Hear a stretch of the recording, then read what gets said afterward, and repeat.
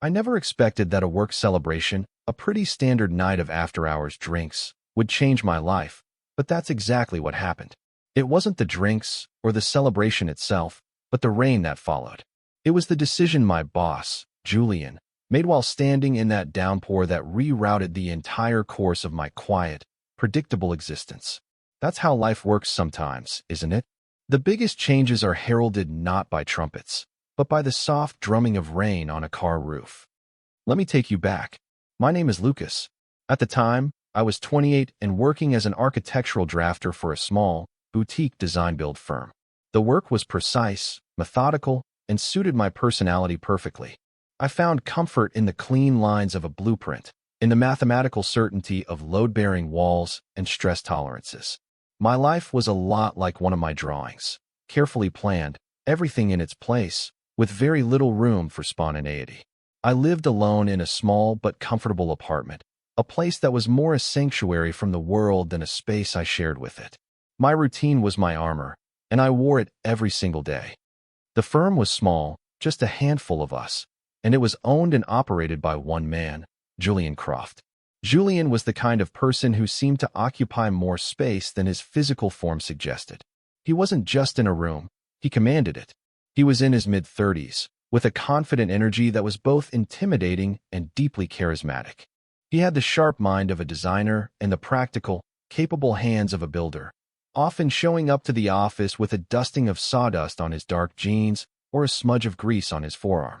He was handsome in a rugged, unself-conscious way, with laugh lines around his eyes that suggested a life lived more fully than my own. I, of course, observed him from a safe distance. He was my boss, first and foremost, a boundary that felt as solid and impermeable as a concrete foundation. But beyond that, he existed in a different world. He was all easy smiles and confident handshakes, while I was quiet nods and carefully worded emails. He talked about weekend hiking trips and brewery openings, while my weekends were spent with books and old movies. I assumed he was straight, a thought I never really questioned, and filed my attraction to him in the same mental cabinet as winning the lottery or spontaneously learning to fly. It was a harmless, private fantasy that had no bearing on reality. My interactions with him were almost entirely professional. Lucas, can you get me the revised plans for the Miller project? Lucas, great work on the renderings for the new build. I lived for those small words of praise. They were validation, proof that my quiet, meticulous work was seen, at least by him. I would often stay late, refining a detail or reorganizing a file, partly because I was a perfectionist, but mostly because the office was quiet then. Sometimes he'd be there too, hunched over his own desk, the warm glow of his lamp illuminating the focused set of his jaw. In those quiet, shared hours, the professional distance felt a little smaller, and the silence felt less like emptiness and more like a shared, unspoken understanding of dedication. It was a fragile and imagined connection, but it was all I had. So, my world was small and orderly. It was a world of right angles and clear instructions. I was content, or at least, I had convinced myself that I was. I didn't know that a simple change in barometric pressure was about to demolish the carefully constructed walls I had built around my heart. I had no idea that Julian, the man I saw as a fixed point in a distant galaxy, was about to come crashing into my orbit. The inciting incident, as it were, was the successful completion of the Henderson project. It had been a grueling 6-month endeavor, a complex residential build that had tested everyone's patience and skill. We'd all put in long hours, weekends included. Julian, to his credit, had been in the trenches with us the entire time. So, when the final sign-off came through, he declared that we were all going out to celebrate. It wasn't a suggestion, it was a friendly but firm order. The place he chose was a cozy, upscale pub downtown, the kind with dark wood and craft beers I'd never heard of. For my colleagues, it was a welcome chance to unwind. For me, it was a minefield of social anxiety. I was fine in the structured environment of the office, but unstructured social events felt like trying to read a blueprint without a scale or a legend. I positioned myself at the edge of the group, nursing a single beer, content to listen and observe. Julian was in his element. He moved through the group with an easy grace, laughing, telling stories from the job site, and making sure everyone's glass was full. He had this incredible ability to make each person feel like they were the center of his attention. When he finally made his way over to me, my stomach did a nervous little flip. "You're quiet tonight, Lucas," he said, his voice a low rumble over the bar's chatter. "Everything all right?" I gave him a small, hopefully not too awkward smile. "Yeah, of course. Just taking it all in. It's nice. Thanks for this, Julian." He clapped a hand on my shoulder, a gesture that was probably casual to him, but sent a jolt of electricity straight through my shirt. "You earned it. Your work on the second-floor revisions saved us." Seriously, his praise, delivered so directly, warmed me more than the beer ever could. The night wore on, and people started to peel off one by one, heading home to their families and their lives. Soon, it was just me, Julian, and one of the project managers, who was already calling for her ride. I was getting ready to make my own escape, planning my quiet walk to the subway station, when Julian turned to me. "How are you getting home?" I told him my plan, and he shook his head. "No way. It's already starting to drizzle. My car's just a couple blocks from here. I'll give you a lift. We live in the same general direction, don't we?" My mind raced. A car ride with Julian. Alone. It was both a terrifying and an exhilarating prospect. Before I could politely decline, he was already shrugging on his jacket, a silent confirmation that the decision had been made. We said our goodbyes and stepped out of the warm pub into the cool, damp night. The drizzle he'd mentioned was quickly escalating into a full-blown downpour. The city lights blurred and smeared across the wet pavement, and the sound of the rain drumming on the awnings was a sudden, roaring crescendo. We ran the 2 blocks to his car, a sturdy, practical truck, and were soaked by the time we clambered inside. The cab was filled with the faint, pleasant scent of sawdust, coffee, and him. The drive was mostly quiet, the rhythmic thump of the windshield wipers filling the space between us. He asked a few questions about my neighborhood, and I gave stilted, one-word answers, my brain entirely preoccupied with the simple, overwhelming fact of his presence next to me. When we pulled up in front of my apartment building, the rain was coming down in blinding sheets. I reached for the door handle, ready to deliver a quick, heartfelt thank you and make my escape. "Well, this is me," I said, trying to sound normal. "Thanks so much for the ride, Julian. I really appreciate it." He didn't respond right away. He just stared out the windshield, watching the water cascade down the glass. The engine idled, a low hum beneath us. Then he turned to me, and there was a strange, unreadable expression on his face. It was a mix of exhaustion and something else, something I couldn't quite decipher. "Hey, Lucas," he started, his voice suddenly hesitant. "This is going to sound weird, but you mind if I come up for a bit? Just to wait out the worst of this?" He quickly added, "My place has this slow leak in the roof over the living room. Nothing major, but in a storm like this, it's a mess. I should have fixed it weeks ago." He gave a short, self-deprecating laugh, but his eyes were serious. "I'd rather not walk into a puddle.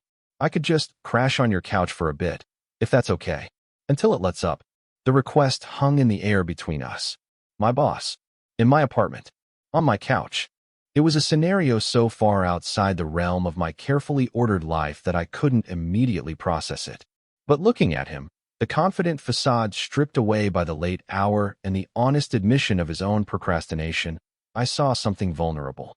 I saw a man who just looked tired of the rain. And my quiet, orderly world cracked open, just enough to let him in. "Yeah," I heard myself say, my voice sounding distant. "Yeah, of course. Come on up." The walk from the curb to my apartment door was a short one, but it felt like crossing a significant threshold.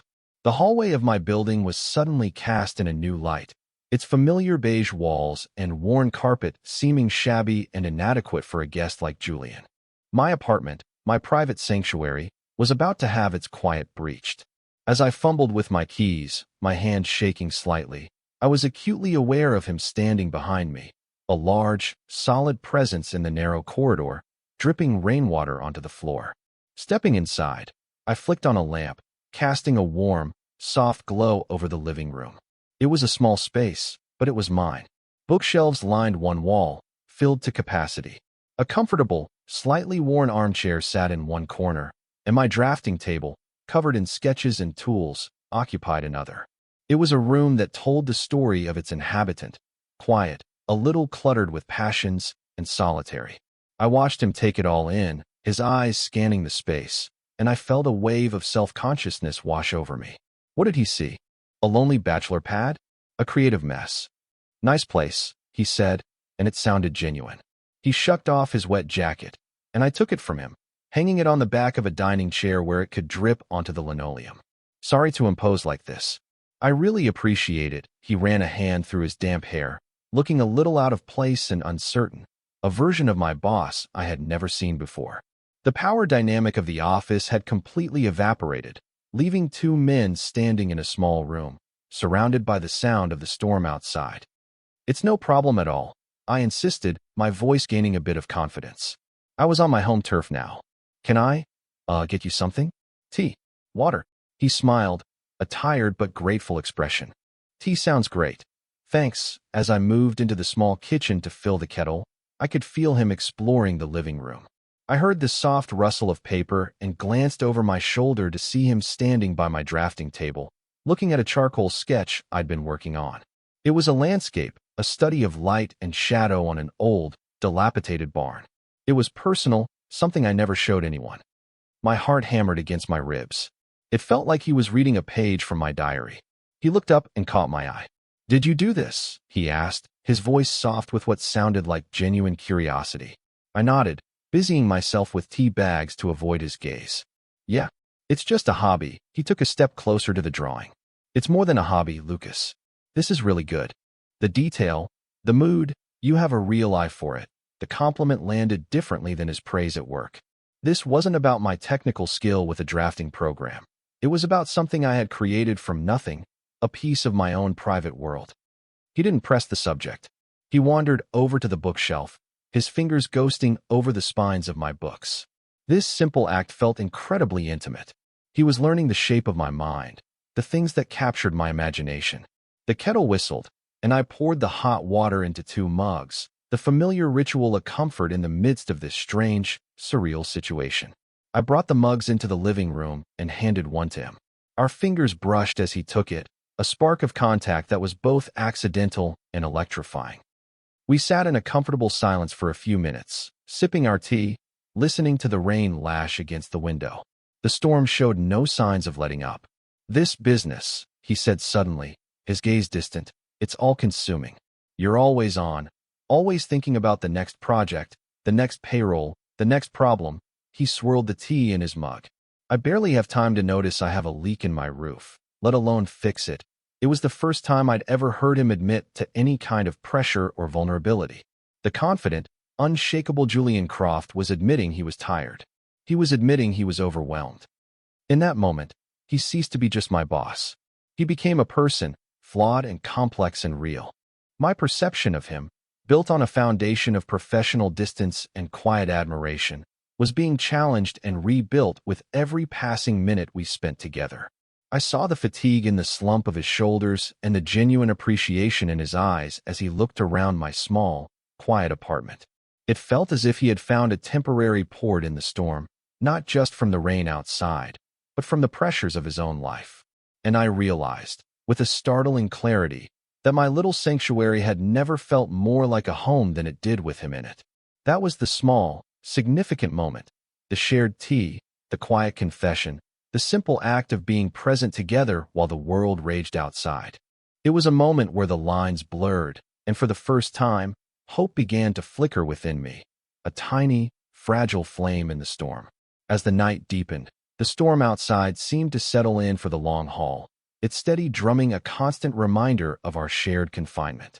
We talked more, the initial awkwardness melting away into a surprisingly easy conversation. We talked about architecture, of course, but not about work projects. We talked about the buildings we loved, about the architects who inspired us. He spoke with a passion that was infectious, and I found myself opening up, sharing my own ideas and opinions with a confidence I rarely felt. He listened, truly listened, asking questions and valuing my perspective. It felt less like an employee talking to his boss and more like 2 colleagues, 2 peers, sharing a common language. The hours slipped by. Julian was fighting a losing battle with exhaustion, his eyelids growing heavy, his posture slumping further into the couch cushions. He tried to stifle a yawn, but it broke through, wide and unreserved. Sorry, he mumbled, rubbing his eyes. Long day. Long week. I looked at the clock. It was well after 1 in the morning. The rain was still falling, a steady, relentless downpour. There was no way he was going anywhere. A wave of protectiveness, of simple human empathy, washed over me. You should get some sleep, I said softly. You can't drive in this, and you're exhausted. He started to protest, to say he was fine, but another young cut him off. Listen, I said, a sudden boldness taking over. Take my bed. I can sleep out here on the couch. It's no problem, really. He immediately shook his head, his sense of propriety kicking in even through his fatigue. No, no way. Lucas, I'm the one who imposed on you. I'm not taking your bed. The couch is perfectly fine. We went back and forth for a minute, a quiet, sleepy debate. I knew I wouldn't win, but I felt I had to offer. Finally, I relented. Okay, the couch it is. But at least let me get you a pillow and a blanket. I went to the small linen closet in the hallway and pulled out my spare set, the one I kept for the rare occasion my sister stayed over. The blanket was soft and heavy, and the pillow still smelled faintly of clean laundry. When I returned to the living room, Julian had already taken off his shoes and was lying down on the couch, using a throw pillow as a makeshift headrest. I unfolded the blanket and went to drape it over him. This was the moment, the turning point. The air in the room suddenly felt thick and heavy, charged with an unspoken intimacy. I was leaning over him, my hands carefully arranging the blanket around his shoulders. He was so close I could feel the warmth radiating from his body. I could see the slight stubble on his jaw, the way his dark eyelashes rested against his skin. He looked younger, more vulnerable, without the armor of his daytime authority. He shifted slightly, and his eyes fluttered open. He looked directly at me, his gaze hazy with sleep, but surprisingly clear. My heart stopped. I was frozen, my hands still resting on the blanket covering his chest. He didn't say anything. He just watched me, his expression unreadable in the dim light. The only sounds were the rain on the window and the frantic pounding of my own pulse in my ears. It felt like an eternity stretched between two heartbeats.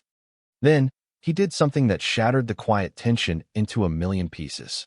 He lifted his hand from under the blanket and placed it gently over mine, his fingers curling lightly around my own. It wasn't a grab. It was a simple, questioning touch, a point of connection.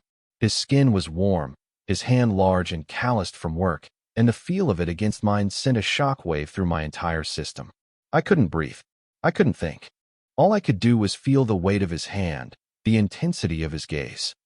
Lucas, he whispered, his voice a rough, sleepy murmur. My name on his lips in that moment sounded like a secret, a confession. He didn't say anything else. He just held my hand there, on his chest, for a few seconds longer. It was a silent conversation, a moment of profound, unspoken communication that transcended words. In that one touch, 1,000 questions were asked and answered. It was a gesture that said, I see you. This is real. I'm not just here to escape the rain. Finally, as if breaking a spell, he slowly released my hand. He closed his eyes, and his breathing evened out, deepening into the rhythm of sleep. I stood there for a long time, my hand still tingling where he had touched it, my mind reeling. I quietly backed away and sank into the armchair in the corner, my own exhaustion forgotten. The room was the same, the rain was the same, but everything had changed. The solid, impermeable boundary between us had not just been breached, it had been washed away completely. I sat in the darkness, replaying the moment over and over, a mix of terror and elation churning in my stomach. The turning point had come and gone, and I had no idea what came next. The next morning, I woke with a start in the armchair, a crick in my neck, and a profound sense of disorientation. Sunlight, pale and watery, was filtering through the blinds, painting stripes across the floor. The rain had finally stopped. My first thought was of Julian. I looked over at the couch, my heart giving a nervous leap, but it was empty. The blanket was neatly folded at one end, the pillow fluffed and placed on top.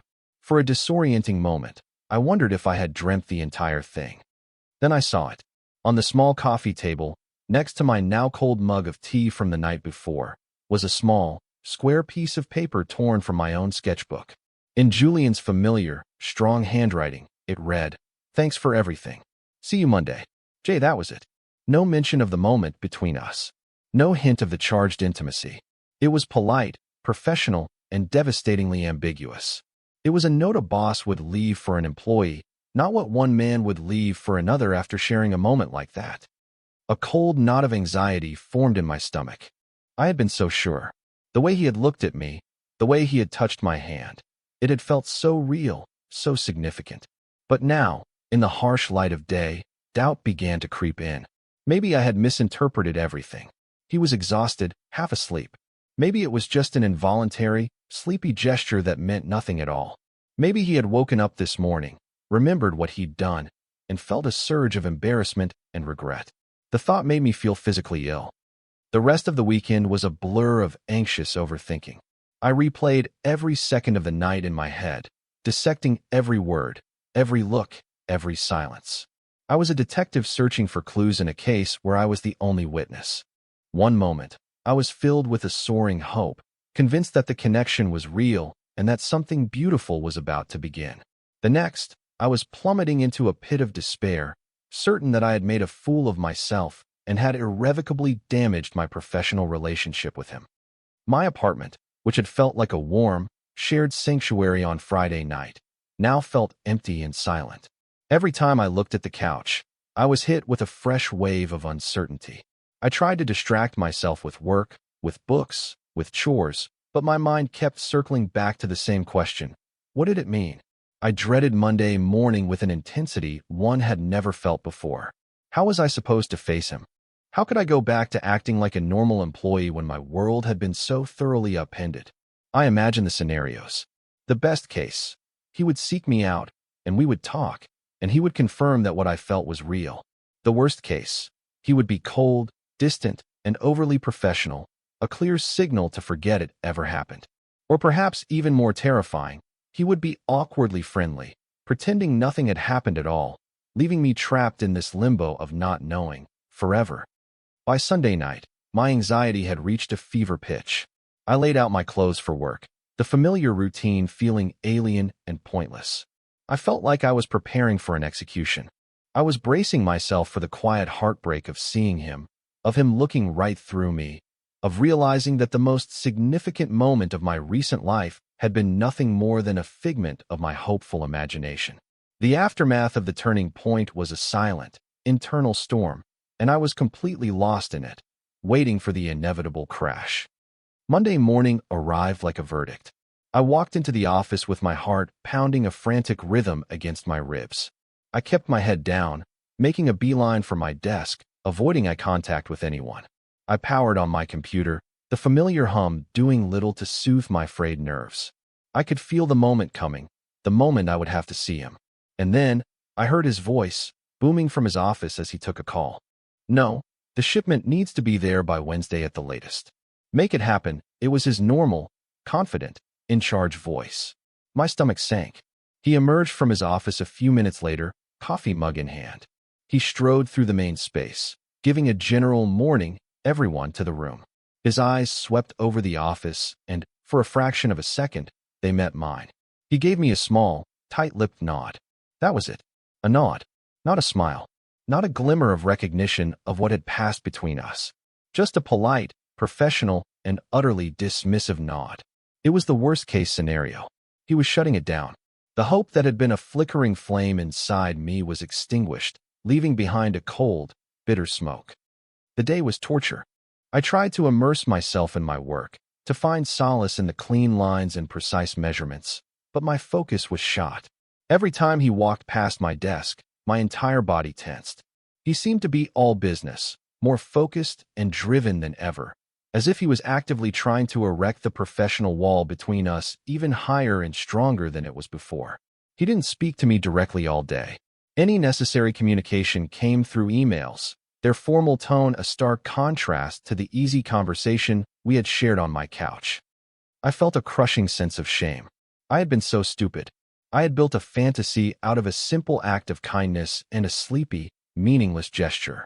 He had needed a place to stay out of the rain, and I had provided it. End of story. I had projected all my own longing and desire onto the situation, and now I had to live with the quiet humiliation of it. I decided then and there to bury it, to pretend it never happened, to go back to being the quiet, reliable drafter. It was the only way to survive. As 5 o'clock approached, I couldn't wait to escape.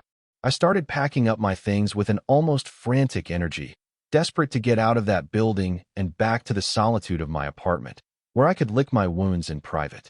I had my bag slung over my shoulder and was about to make a break for the door when his voice stopped me dead in my tracks. "Lucas, got a minute?" I turned around slowly. He was standing by my desk, his hands shoved into the pockets of his jeans. The bustling energy of the workday had drained from him, and he looked just as tired as he had on Friday night. My heart started hammering again, this time with a new, terrifying kind of anticipation. "Sure," I managed to say, my voice sounding weak. Can we talk?" "Somewhere not here." He gestured vaguely at the emptying office. I just nodded, my throat too tight to form words. He led the way out of the building and down the street to a small, quiet coffee shop. The silence between us was heavy, suffocating. We ordered coffees we didn't want and sat at a small table in the back corner. He stared into his cup for a long moment, gathering his thoughts. I braced myself for the letdown, the "I hope you didn't get the wrong idea" speech. Finally, he looked up, and his eyes were filled with an earnest, anxious expression that mirrored my own. "Look, Lucas," he began, his voice low. "I'm sorry about today. I know I was distant. I was a coward. I was so stunned by the word coward that I couldn't respond." He took a deep breath. "The truth is," he said, "my roof isn't leaking. I mean, it probably is somewhere, but that's not why I asked to come up to your place." He looked at me, his gaze unflinching. "I used the storm as an excuse. A really lame one, I know. I've been wanting to find a way to talk to you, to spend time with you outside of work, for months. I had no idea how. I didn't know if you were interested. And I'm your boss. The last thing I wanted to do was cross a line and make you uncomfortable." The world tilted on its axis. Every anxious thought, every doubt, every bit of shame I had felt over the weekend evaporated in an instant, replaced by a dizzying sense of shock and relief. He continued, his words tumbling out now. "That night, on your couch, when I touched your hand, that wasn't an accident. I was half asleep, yeah, but I knew exactly what I was doing. And then I woke up the next morning and panicked. I convinced myself I had completely misread everything and that I'd just made the biggest mistake of my life. So I ran, and I spent the whole weekend kicking myself, and all day today trying to pretend it didn't happen. It was stupid." He finally paused, looking at me, waiting. It was my turn. The courage he had just shown gave me a strength I didn't know I possessed. "I didn't misread it," I said, my voice clearer and stronger than it had been all day. "I felt it too. And I spent the entire weekend thinking I was the one who had imagined it all." A slow smile spread across his face, a smile of pure, unadulterated relief. It transformed his entire expression, chasing away the anxiety and leaving only warmth. "So," he said, his voice soft again, "just to be clear, you wouldn't mind if I asked you to dinner sometime? As Julian, not as your boss." I let out a shaky laugh, a sound that was half relief and half joy. "No, Julian, I wouldn't mind that at all." He reached across the table then, his movements slow and deliberate, and took my hand. This time, there was no ambiguity, no sleepiness, no question. It was a confident, intentional touch that sent a current of warmth straight to my heart. We sat there for a moment, hands clasped on the table, a silent, mutual acknowledgement that the storm had finally passed, and something new was just beginning. That conversation was the beginning of everything. Leaving the coffee shop that evening felt like stepping into a new world, one painted in brighter colors. The air seemed cleaner, the city lights sharper. Julian walked me to my subway station, and for the first time, our goodbye wasn't an awkward, professional parting. He held my hand until the last possible second, his thumb stroking the back of my palm. "I'll call you," he said, and for the first time in my life, I had absolute faith that he would. And he did, that very night. We talked for hours, the conversation flowing as easily as it had on that rainy night in my apartment. We moved quickly from the territory of boss and employee to that of two people genuinely discovering each other. The next few weeks were a whirlwind of firsts. Our first official date was at a small Italian restaurant he knew, a place where the owner greeted him by name. He spent the whole evening asking me about my life, my passions, my dreams. He made me feel like the most interesting person in the world. We navigated the new dynamic at work with a quiet, thrilling secrecy. To everyone else, we were the same. But now, a simple glance across the office held a world of meaning. A brief email about a project file would be followed by a text message about what we were having for dinner. It was our secret, a bubble of happiness that only the two of us occupied, and it made the mundane routine of the workday feel charged with excitement. He celebrated my art, my quiet hobby. He bought me a new set of expensive charcoals and a beautiful, leather-bound sketchbook. He insisted I hang some of my drawings in my apartment, framing them himself with the care and precision of a master craftsman. He saw a part of me that I had always kept hidden, and instead of judging it, he cherished it. In turn, I got to see the man behind the confident boss. I saw the way he worried about his employees, the immense pressure he put on himself to succeed not for his own ego, but for them. I saw his surprising, almost boyish delight in simple things, like finding a perfectly restored piece of antique furniture or watching an old black-and-white movie. The professional boundary that had once seemed so formidable became a bridge. His understanding of the business gave me a new appreciation for my own role in it, and my quiet, detail-oriented perspective, he said, helped him see projects in a new light. We were a team, not just in the office, but in everything. My small, orderly world had expanded beyond my wildest dreams, its borders pushed out to encompass his laughter, his passion, his quiet strength. The loneliness I had carried without even realizing its weight had simply disappeared. A few months have passed since that first rainy night. It's another evening, and another storm is brewing outside, the sky a deep, bruised purple. We're in my apartment, on my couch, the one he slept on. A movie is playing on the television, but neither of us is watching.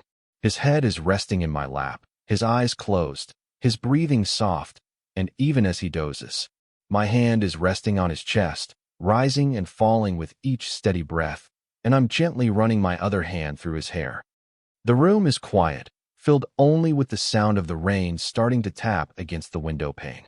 It's a peaceful, comforting sound now. I look down at him, at the relaxed set of his features in sleep, and a profound sense of gratitude washes over me. I think about the man I was before him, cautious, quiet, living a life in grayscale. He brought the color. He saw through the careful blueprints of my life to the person underneath. He stirred in his sleep, his hand coming up to cover mine on his chest, a mirror of his gesture that first night. It was an unconscious act of connection, an affirmation that this, right here, was real and lasting. It's funny, you know? Sometimes you spend so much time building walls to protect yourself that you forget they also keep the good things out. I never knew that the best thing that could ever happen to me would be someone brave enough and kind enough to simply ask if he could come inside out of the rain.